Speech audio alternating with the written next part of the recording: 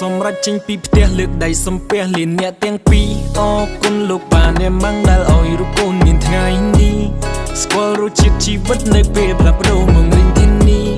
ខំប្រឹងធ្វើការស្វែងរកអាហារដើម្បីជីវិតពេលខ្លាំងរំមួយថ្ងៃស៊ីមួយពេលសិនក្រនជីវិតមួយនេះខ្ញុំធុញឡើងទៅលន់តើនរណាដែល feel me ពេលខ្ញុំនៅចំណុច0តើនរណាដែលស្មាំងក្បែរពេលឃើញខ្ញុំនៅ alone តើនរណាដែលស្មាំងថែពេលខ្ញុំរបួសបេះដូងតើនរណាដែលយងខ្ញុំពេលខ្ញុំធ្លាក់ក្នុងអណ្ដូងអរគុណសិល្បៈឲ្យខ្ញុំជួបមនុស្សល្អ